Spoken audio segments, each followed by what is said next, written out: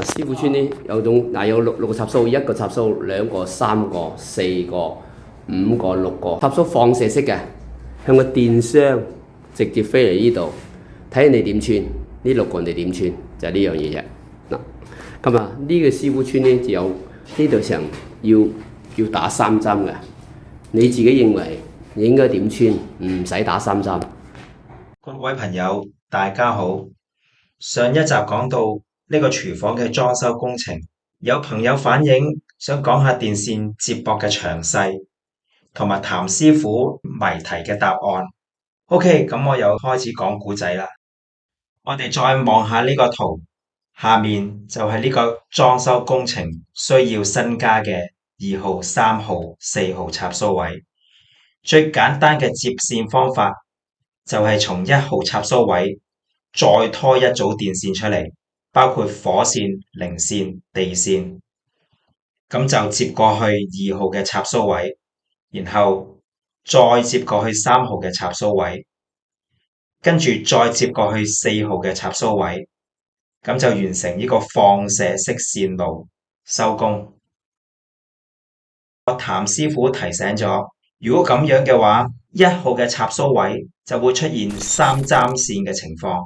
無論火線位、零線位、地線位，每個插蘇窿都接咗3條電線，會好逼，會有接觸不良，進一步有電器嘅安全隱憂。不過我喺譚師傅身上偷咗一招，叫做游龍翻舞。方法就係由原本1號插蘇位接過去5號插蘇位嗰組電線，依家先去3號嘅插蘇位，然後再接過去俾電4號嘅插蘇位。咁呢招游龍翻舞就翻上去2號嘅插蘇位，